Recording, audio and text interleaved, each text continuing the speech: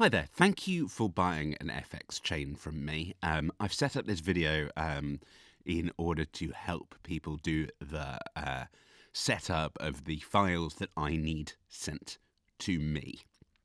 I'm going to assume you're using Reaper. If you're using another DAW, follow similar guidance. If you're using Audacity, again, follow the similar guidance. But I'll use Reaper as it is the DAW that I create the FX chains in, even if I then set them up for a different program. So start by opening a new project in Reaper, create a new track, and make it a bit smaller if it comes out this big, and change your track layout to track panel C. Any of the percentages is fine. The reason for doing that is that if you then arm your track and set it to the correct input, so for me, input 2 is the correct input. Oh, get rid of the feedback there. You will get a leveler. A meter that will show you the levels at which you're recording at.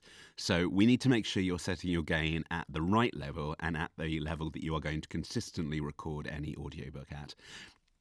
If you've bought a different chain from me, this doesn't matter so much, but I will have asked you to submit different files anyway. But for example, my commercial chains, generally I get you to record at whatever you feel comfortable with, then normalize the file because I use variable compressors that require files to be normalized to a particular level first and then adjusted afterwards. So the volumes you want to record at are, when you're speaking normally, kind of like I am now, you want to be coming up around about -12, but anywhere between -6 and -18 while talking is fine. In fact, anywhere between -6 and -24 is absolutely fine. You can see my numbers hovering around there.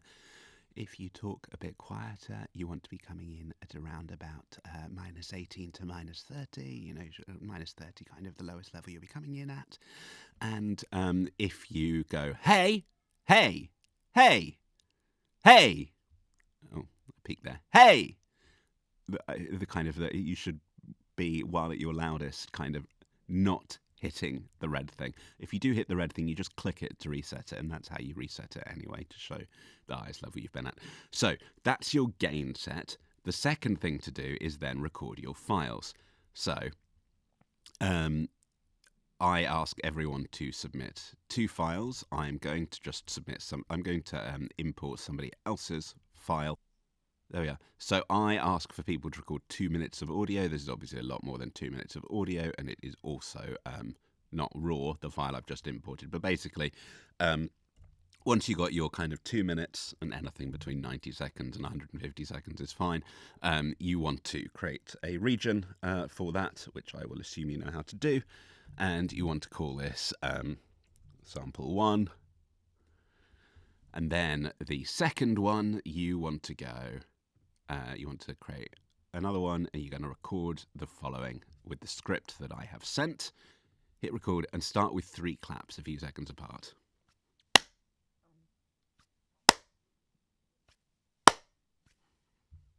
Don't worry if these ones make it go red, that's absolutely fine. Let me just delete the words that I've just recorded.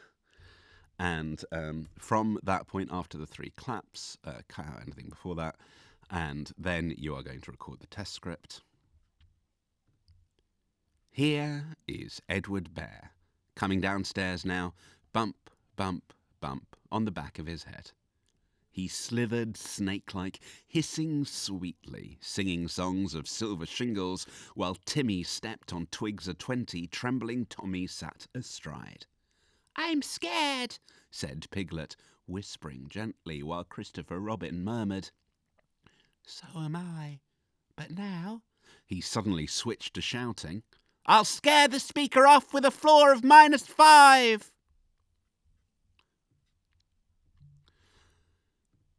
So cut out any extraneousness at the end and then re-record again, and you want absolute silence now. So that's enough silence for me to do something with. Don't worry if you can see little bits. As long as I can find a bit of silence in there, that's fine.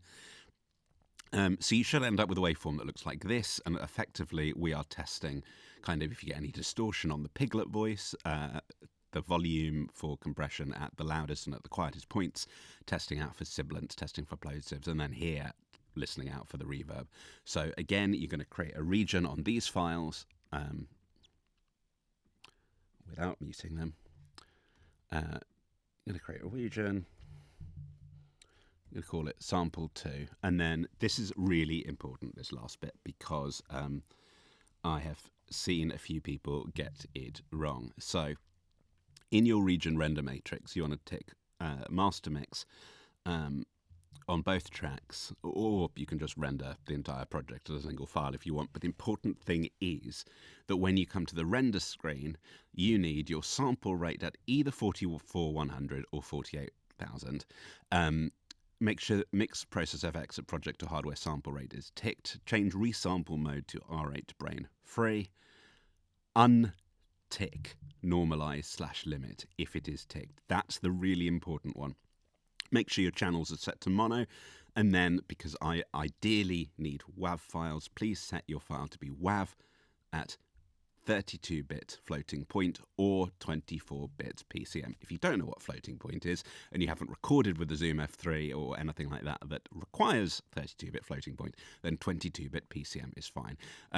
If you just feel uncomfortable or you're unable to send WAV files, then stick with MP3 and you can send it constant bit rate, slowest encoding, bit rate 256. Once that's done, you just click to render the files.